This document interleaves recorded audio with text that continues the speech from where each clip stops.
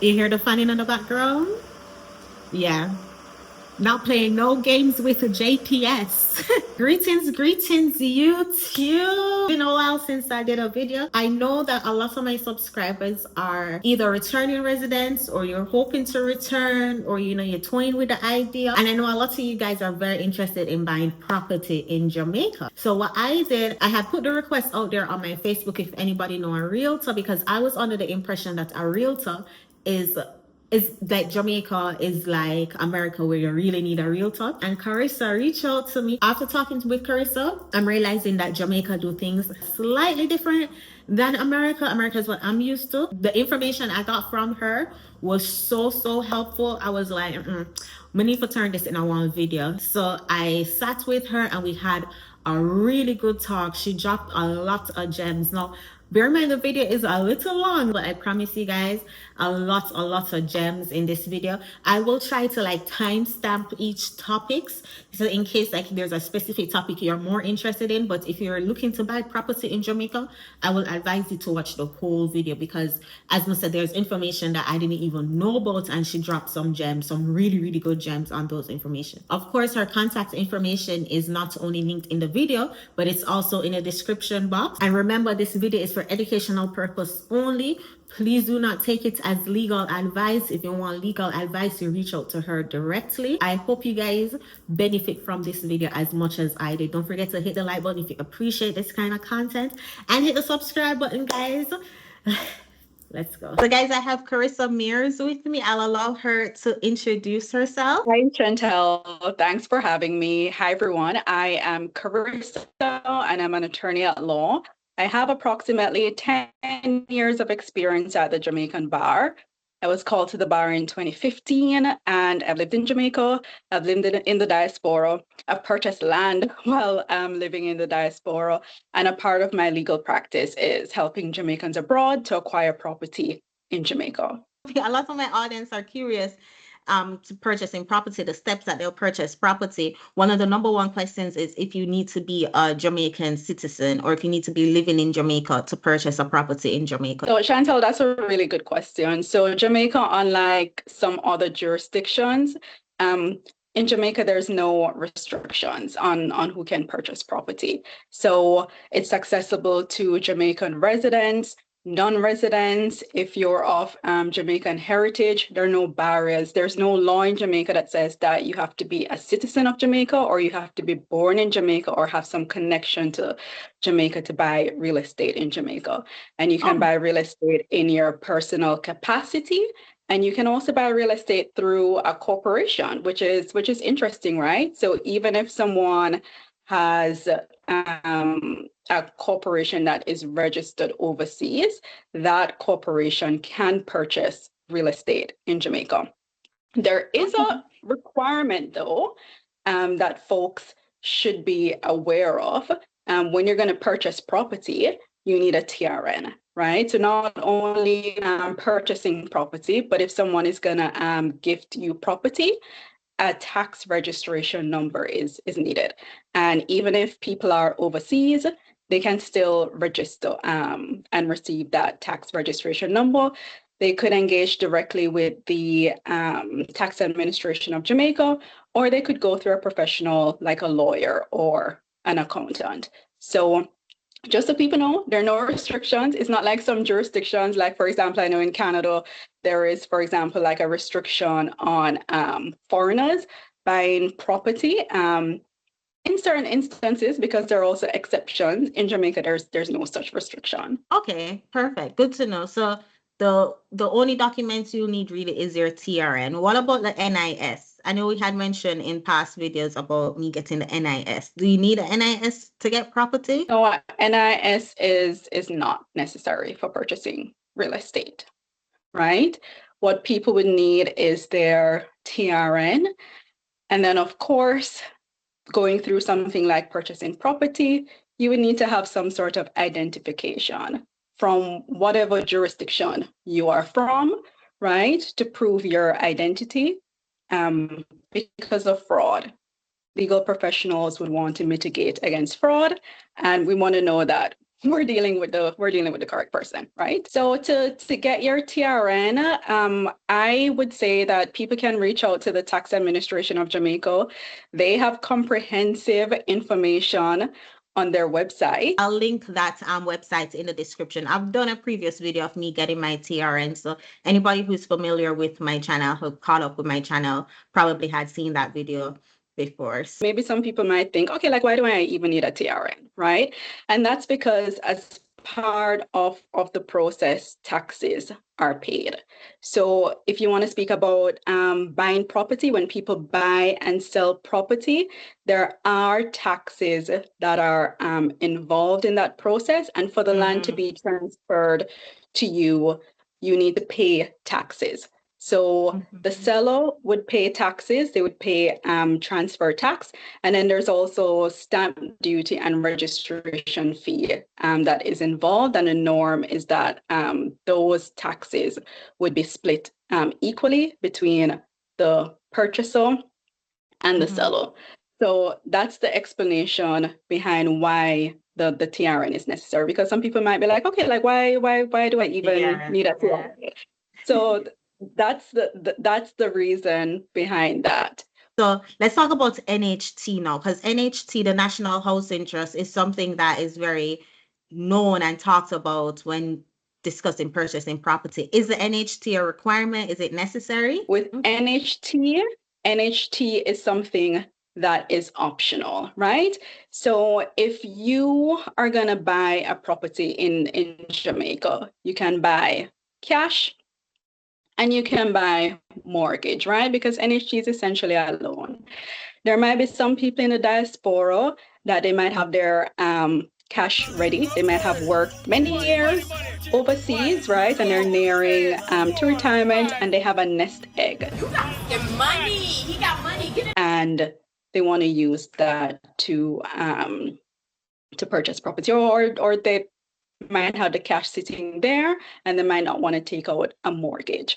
Remember, the older you are, it's more difficult to get a mortgage because the bank is going to be looking at age and they're going to be looking at risk. So someone that is in their 30s, 40s, they're not of the same risk profile as someone that's say like 50, 60, 70. Different risk profile, right? Also think of an example like life insurance. When you're gonna take out life insurance, the younger you are, the cheaper it is. As you get up in age, the companies tend to charge you more money because of the risk profile. So it's just something that businesses do. They evaluate risk.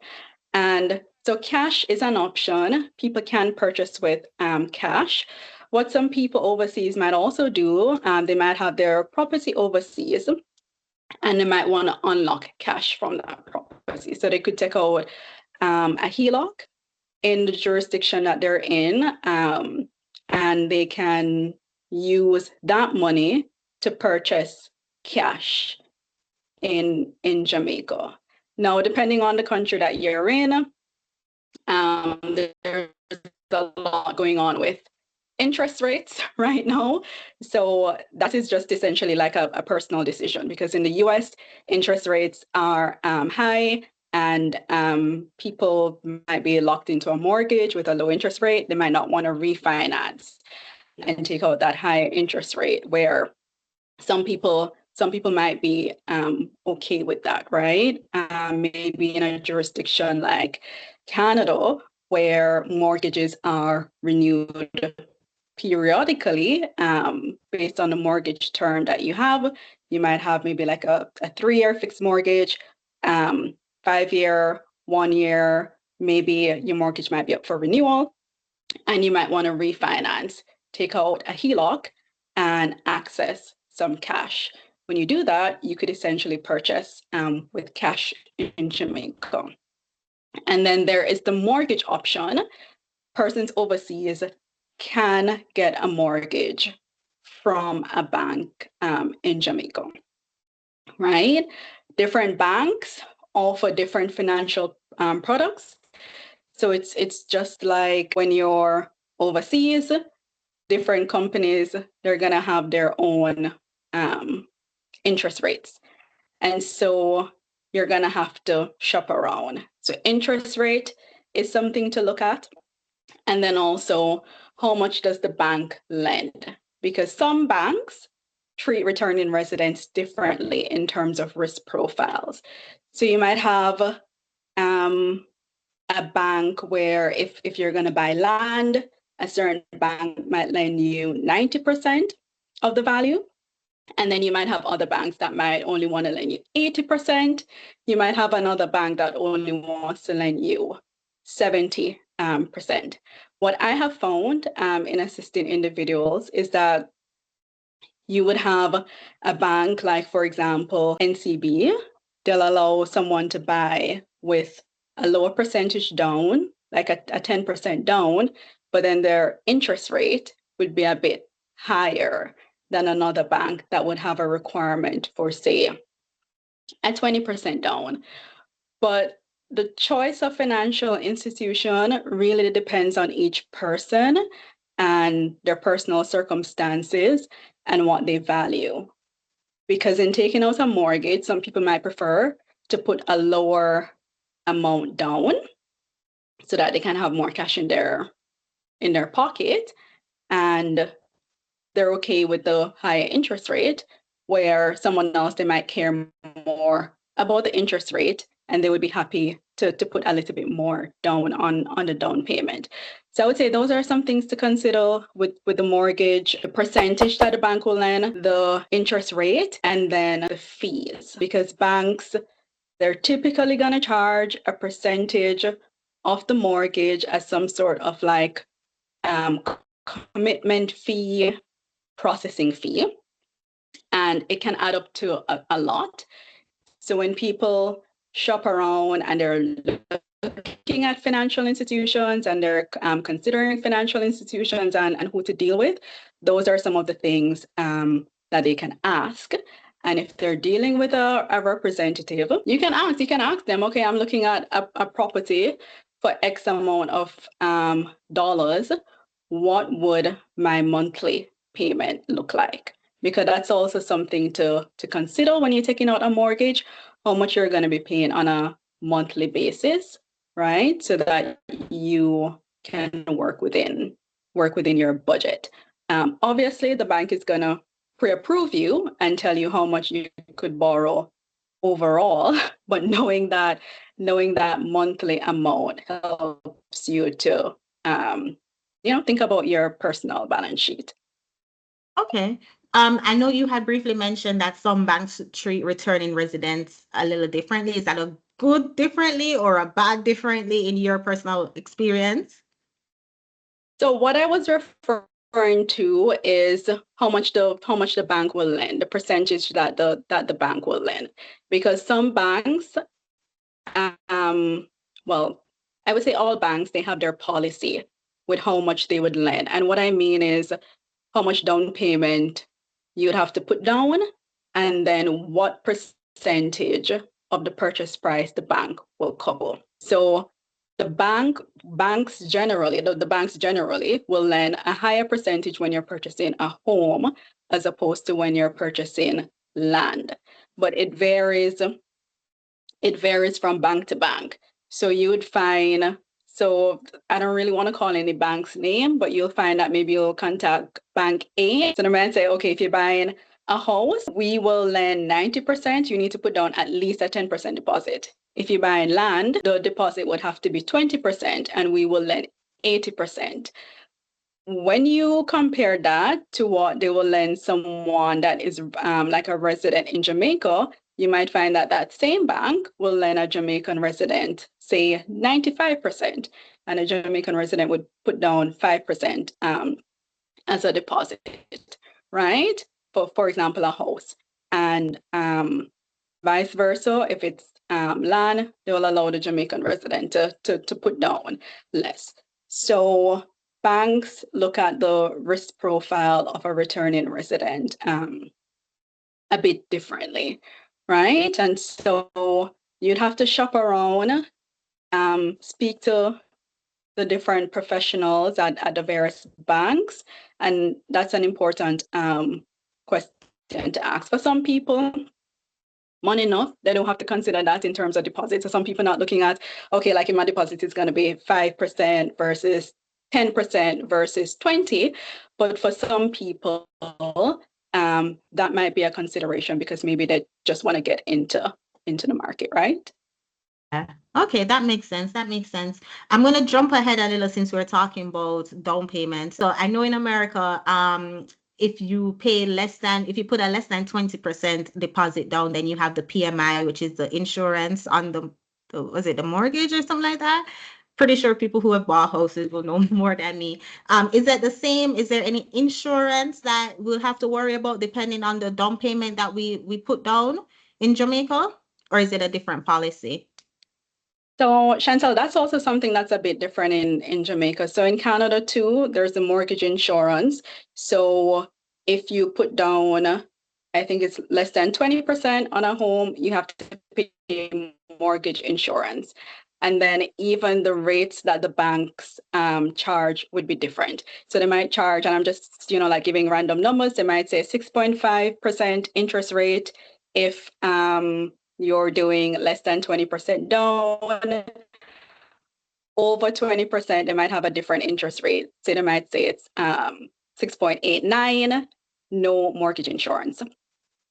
In Jamaica, it's different.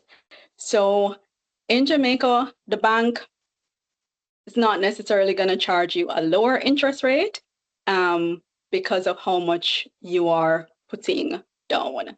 So I don't really think that you're gonna get really far if you say to the bank, okay, I'm putting down 20% as opposed to 10%.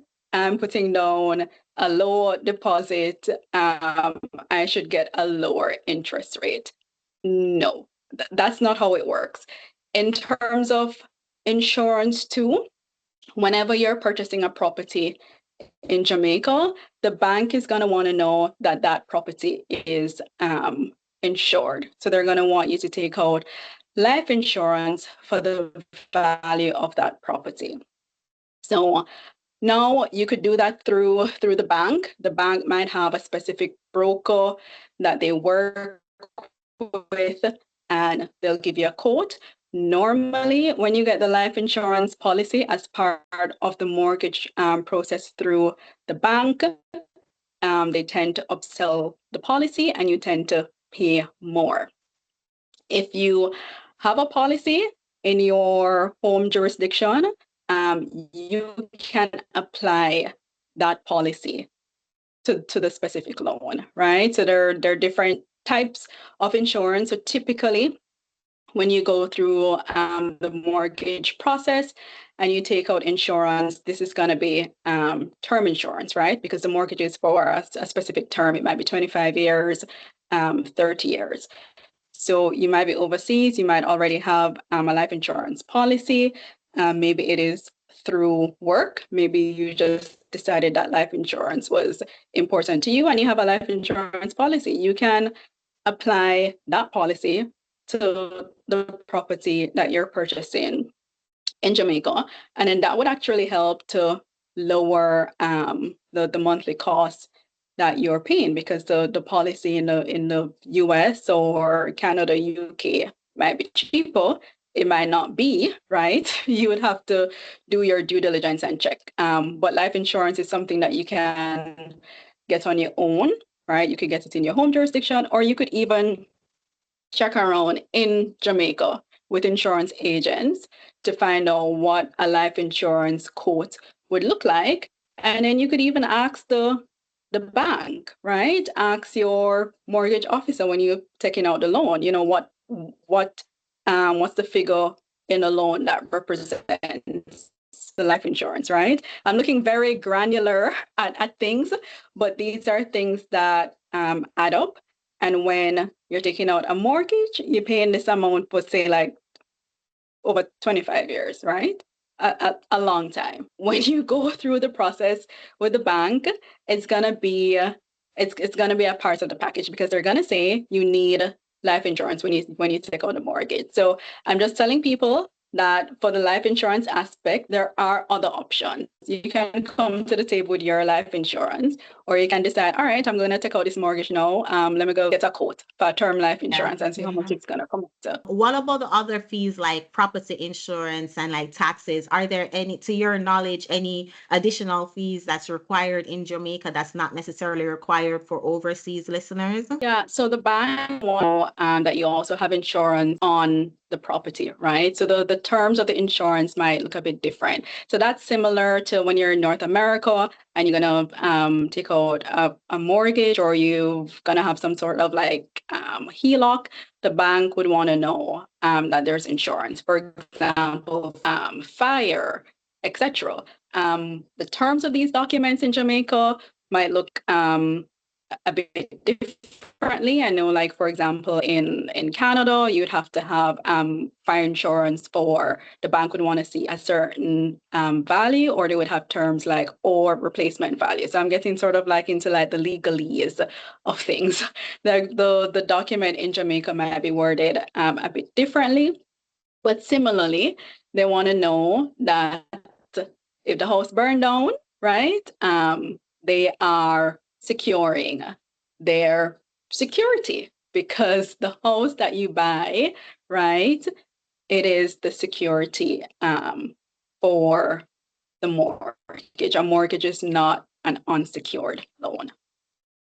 Yeah. And I mean, from the bank's perspective, it makes 100% sense. It's just like, it is information to be aware of. All right. So let's talk about realtors. I know previously when we spoke, I was in shock. The process in America, you need a realtor to basically do everything, all the paperwork. They have their own broker, they come with their people, and you just can relax and put it in the realtor's hand. But what you were telling me is that a realtor is not as important in Jamaica as they are in America. Can you let the audience know? And then, of course, the role of an attorney in the home buying process. Yeah, so I can speak a bit about the role of a realtor, role of an attorney. So the role differs based on the jurisdiction that you're in. I'm more familiar with Canada and Jamaica, so I can speak about the comparison in those two jurisdictions. So if you're buying a home in Ontario, you're buying a home, condo, whatever it is, the realtor will help the purchaser to find a property, but they're also responsible for more than that. They actually negotiate the agreement for purchase and sale, right? And they say, okay, buyer wants these condition A, B, C.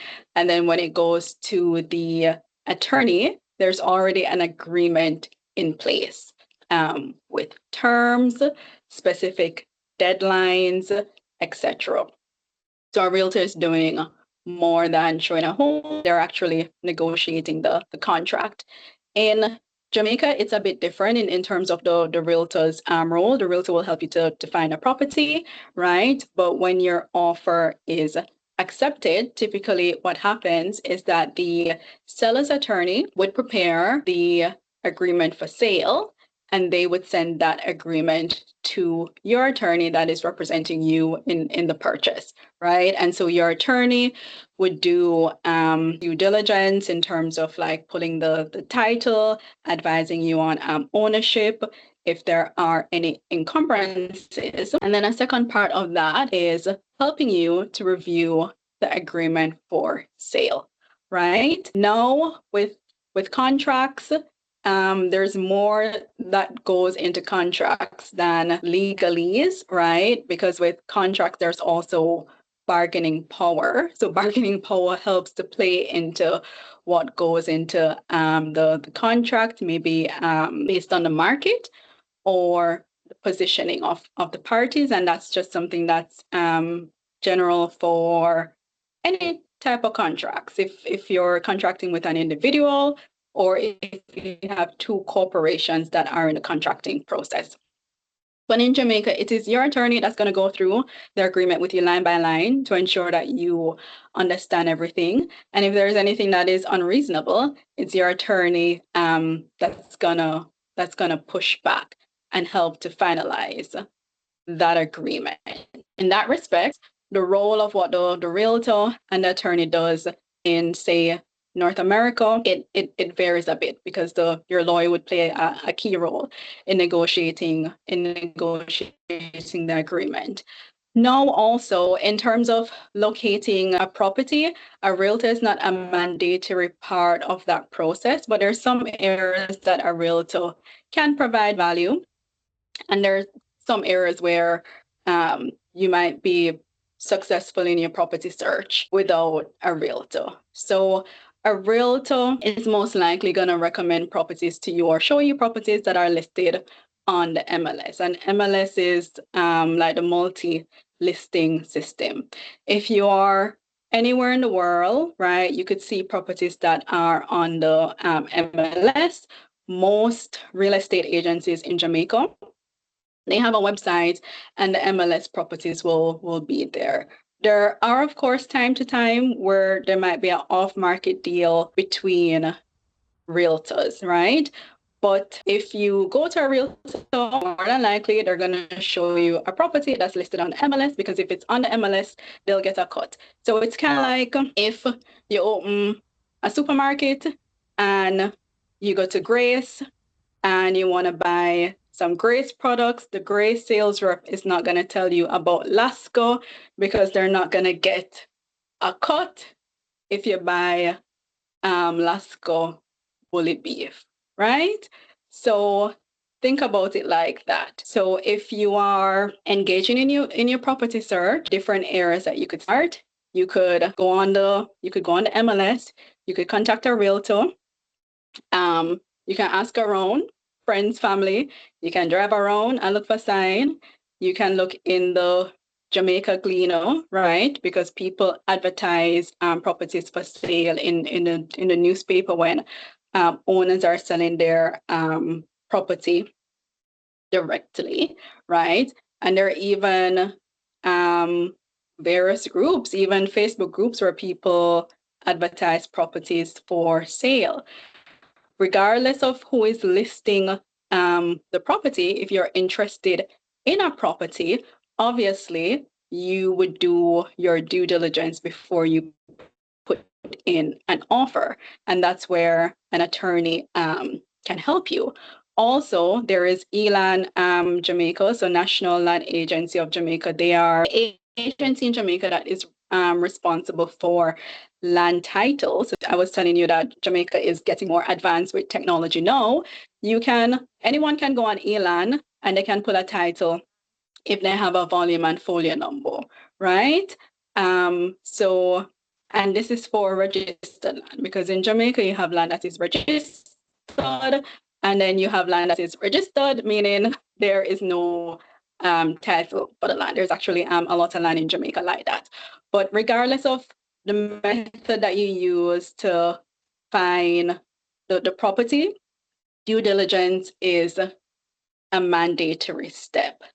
There are also developers in Jamaica where their properties go fairly fast. And for you to have a good chance of purchasing one of their properties, you would probably have to contact that developer directly to get on their waiting list, because the list is so long. You have some developers that have a waiting list of people, maybe over 1,000 people. They wouldn't need a realtor to sell their property because the demand is there. And then if you go to a realtor, the realtor isn't necessarily going to tell you about that development, right? Because essentially it's like they're going to be working for free, right? Yeah, I mean, and that makes a lot of sense. If it's not listed on the MLS, then the realtor isn't going to tell you. So you have to kind of do your due diligence and see if there's any property where, if they put up a sign for sale, or as you said, check in the Gleaner or something, because it's limited, and which it makes sense. You can't expect a realtor to tell you about a property that they're not going to get commission on. That would be, as you said, them working for free. Yeah, Chantel, I want to say though, there are instances where a realtor would be valuable, right? So a lot of your audience, you living overseas, you're interested in purchasing land in Jamaica. So, or you might be interested in buying into a development. There are some developments that do work with realtors, and depending on the realtor that you're working with, right? Because there's no standard thing in the industry to say they must do this, they must do that, they must check up on the property for you and do certain things. But if you select a good realtor, for example, and you buy a pre-construction property, you're not in Jamaica, that realtor can perhaps go and check up on the property, give you sort of like a progress report. They could go there and video things for you so that you could see how things are progressing. And in that instance, a realtor could be quite valuable, right? Because it's not all the time you can rely on people to do certain things. People might be busy. Maybe they don't want to do it.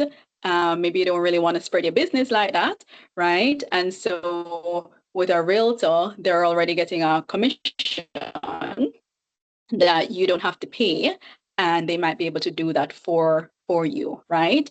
Not all realtors would probably do that. So if someone is going to be working with a realtor, you would have to know and think about what the realtor is going to offer you. Also, like if you're buying land and you're not in the island, you might want to have your own independent realtor, because believe it or not, sometimes when properties are listed, you looking at a picture of the property and that might not be the property for sale. You might see a listing with nice sea view, right? But that sea view might be down the road when you're driving up to the property and not necessarily on the land that you're looking at. That's maybe just one example. So having a realtor, I would say having a realtor that is in the area, right? Because you might select a realtor in Kingston and you're looking at a piece of land in Westmoreland, and that realtor might not be willing to drive down there to send you a video, right? They might just send you a video that the realtor representing the seller took. Not all realtors are like this. So that's why you need to, before you decide on going with a realtor, really select who you're gonna use. But in some instances, realtors can provide valuable assistance. But in others, if you are looking at a development that is flying off like hot bread, a lot of times people hear about developments after it's sold out. Why? Because people are going to the developers directly, and they don't necessarily need a realtor to promote it because there's so much demand. Another thing with purchasing property too, if you see a property that's listed on the MLS that you're interested in, you can also reach out to the realtor and contact them directly to make an offer. So there is no requirement that you need a realtor to make an offer on a property, but there are certain situations where the realtor would be valuable, right? And then there are certain situations where they're not necessary. Say for example, you have a family member that knows somebody in the community that is selling land, right? And say already identify who's the buyer, you know where the land is. You don't need a realtor to put in an offer. Or if you see a property in the Gleno, similarly, the new realtor isn't required to put that offer in. Or if there is a developer that is building a certain development, as I said before, if it's some of these developments that are priced reasonably, and reasonable is also relative based on the current market, they might already have a list of people, and they're not necessarily gonna go to a realtor to market that. All right. So my biggest takeaway from this section was that not all properties are listed on the MLS. So you still have to, if you can and able to see a property in an area, or see an area that you want to be in, there's a chance that if you go online and look, you might not find it. So you still have to somewhat do your due diligence to see if there's any properties in that specific area being sold. Sometimes too, the same developers that eventually list on the MLS, when you go to them earlier, the price might be lower than when they list on the MLS. So if there are certain developers that have done a development, you liked their previous development, you can contact them directly because they might have another development that's coming up, right? And if you're on their list and they start to market a certain product, it's most likely the case that when they market it to their audience first, they'll have sort of like a pre-sale price that is lower than when it hits the MLS. Okay. I was just about to ask if the properties that's not on the MLS, I believe you had called those off-market properties, do those tend to be a little bit more affordable than the ones that's listed on the MLS? So it really depends because there are lots of variables that go into the price of real estate, right? It would be location, and it's what's being offered, right? There are some developers that their cost is typically, like lower than what you might find on the open market, or developers that I would say cater to more affordable housing. So for example, Gore is a big one. Gore, they have built a lot in Portmore, they built in St. Anne, they're building in Trelawney. I believe they're launching a project in Clarendon. They're a developer that you're not gonna find their pre-construction properties on the MLS. And so people, if they would want to get a Gore property, you'd have to reach out to Gore directly and speak to a sales rep and get on their wait list. Portmore is another area that is developing rapidly, right? There are You're a lot of not developers. lying. Yes, there's so many homes building in Portmore. It's like, what's going on Yeah. over there? There are a lot of developers in Portmore, in Old Harbor too, and there's a lot of demand. So you'll find that some of these developments, even before there is an open house, you might find that phase one is sold out.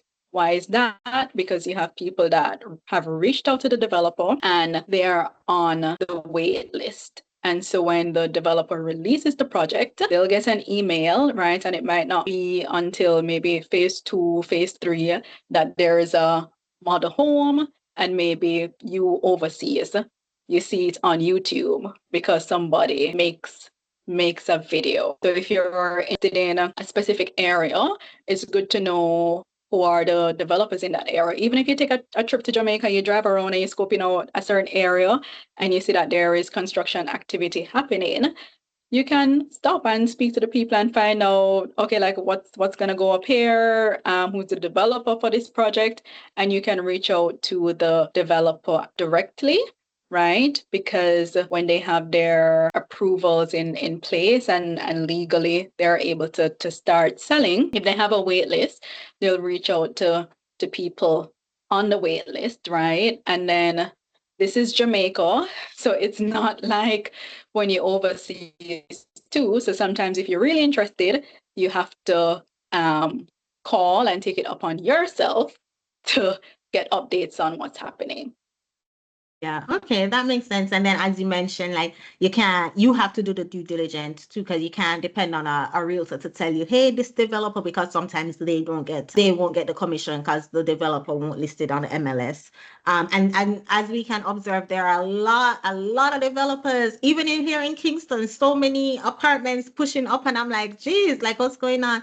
With that being said, this is like towards the end of the question. What are some areas you recommend, or in your professional opinion, you have observed that, a lot of developers are like going towards that area, so, or like, like the hot areas in Jamaica that you will recommend returning residents to like pay attention to and to look into? So in terms of parishes, communities, areas where someone decides to settle as a returning residents. It really depends on what they want personally. Some people want a certain vibe. Some people like the country life. Some people like metropolitan area. Some people, they come from like a certain parish and they want to go back there.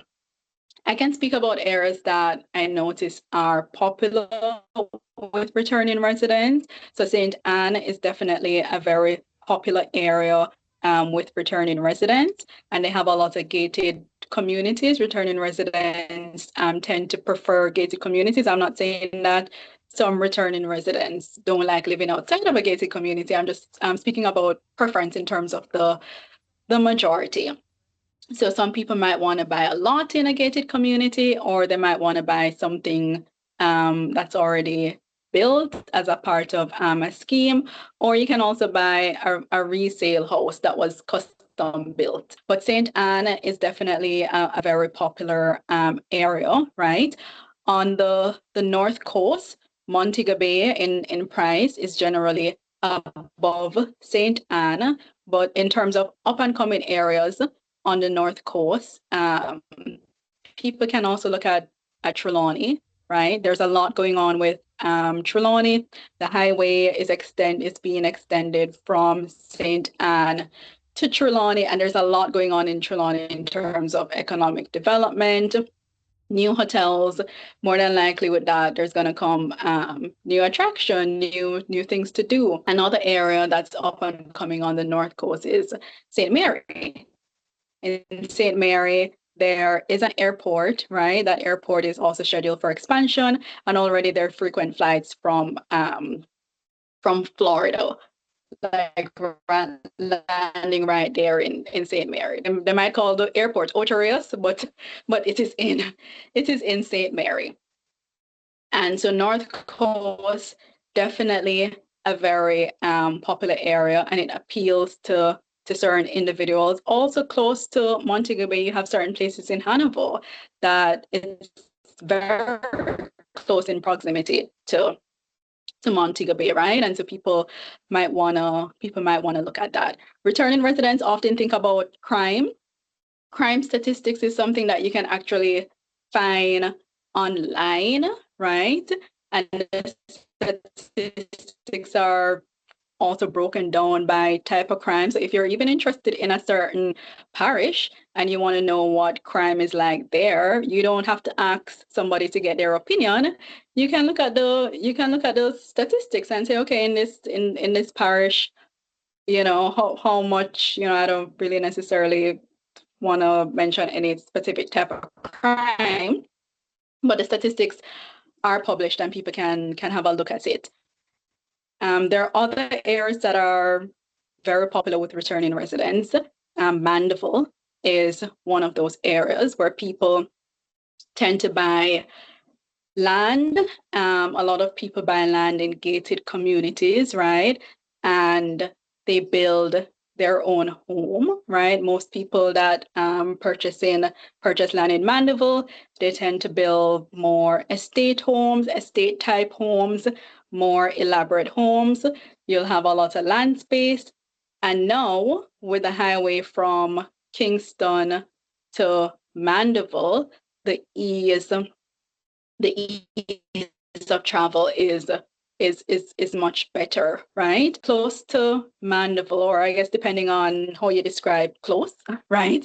But on that end of the island, there is St. Elizabeth, and the road network infrastructure is developing along the south coast, and there are lots of developments that are on the market where people can buy a lot, right, in a gated community, and then build on it, whether they have immediate plans to build or they want to build in the future. St. Elizabeth would be somewhere that is cheaper than Mandeville, right? It's not as popular, but it just depends on what people want, right? Because to some people might have more to offer. It would be cooler than St. Elizabeth. There might even be, I don't know, more things to do depending on the type of person that you are, closer to Kingston. But to answer your question, a lot of people look at the North Coast. They look at Mandeville. some people that are younger might want to look at Kingston. Maybe even some older established people might want to look at Kingston too. But I find that a lot of people that are returning, they're looking for that tranquility, right? And they think about being close to the beaches. They think about being in, like a relaxing area, right? And if beach is not their thing, then they're thinking about somewhere like cool Mandeville and living in an estate type home and enjoying life. Yeah, definitely. I heard a lot of people from England will go to Maneuver because it's cool. It's cool over there and stuff. So definitely. So yeah, there are a lot of places that we're looking for. As you said, a lot of returning residents. I want the country life. I didn't even know I would find myself saying I want a country life and have the land and the cool breeze and a backyard and stuff. And I realized that a lot of returning residents, because we're tired of the rat race in America or overseas, we want to come back to Jamaica to relax and just enjoy life. So that's a helpful information. To wrap up, Carissa, let's my audience know where they can reach you, how they can get in contact with you. Have any further question, or if they want to hear a topic that they want to, dig a little deeper in. Yeah, so Chantel, that's a good question. I'll pass on my information to you and you could definitely put it in the description box, but you can send me an email. Email is the best way to reach me, right? You could send an email at any time of the day. And my email address is Carissa, CARISSA .Mears, at mearslaw.ca. So you could reach me by email, and Chantel, I'll pass on my telephone number to you, and you could drop it in the description box. And then people could also reach me on like WhatsApp if you want to reach out to me that way.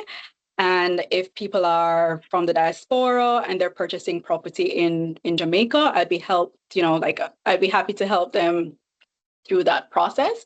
I've helped many people already, and I have the personal experience of going through it already. And that's why I know a lot, not only about the contractual process, but also all the nuggets that I shared with you about things like insurance. And there's so much more that we didn't even get into, for example, all the professionals that people need along the way, like a valuator. If you're going through the bank, you definitely need to value the property, right? Even if you buy in cash, that's something that you might want to do. Maybe not, right? Because sometimes the value of land is what you're willing to pay for it, and it might just be something that you want, and you might be willing to pay over market value. And then other things that are important are, for example, like a survey, right? But when people reach out to me, I do have a network of professionals. So if they want to be connected to, for example, like a realtor, evaluator, surveyor, I can connect people to those professionals if people want to know in terms of an estimate of how much it might cost to purchase a certain property in terms of closing costs. I can do that calculation for them and essentially guide them through the process. That was going to be another question if you do. And I love that you have a network of people. So it's kind of like a one-stop shop of, especially being overseas. And I love that you've done the process yourself. So it's not, there's some kind of trust. We can relax our shoulders and say okay, you've been there, you've done that, the trial and error, and you can help us through the process. Because I personally can understand the headache of being in a whole different country trying to do something. Let's be real, buying property is a huge commitment. It's not like we can be like, oh, never mind, return the money. Jamaica return policy does not exist. so much less the property. So Carissa, I can't thank you enough. Thank you so much for your time. I will definitely link your contact information in the description. If the demand for a part 2 is there, I will let you know and bring you back up. Okay. All right. That sounds good. All right. Thank you so much. This is so great. All right, you're welcome. All right, again, big up to Carissa. She dropped so much gems in this video. I really, really appreciate her for giving her time, volunteering her time to put us on. All returning residents who are looking to buy property, and you might not even be returning resident, but you're just looking to get some property in Jamaica. She put us on game. I appreciate her so much. Don't forget, you can reach out to her via WhatsApp. Her contact information is in the description box. On a big up on herself. Thank you so much for watching this video. Thank you so much for rocking with the channel, y'all. Hit the like button and hit the subscribe button. I will see you guys next time. Take care, y'all. Jamaica, Jamaica, hey. Jamaica, Jamaica.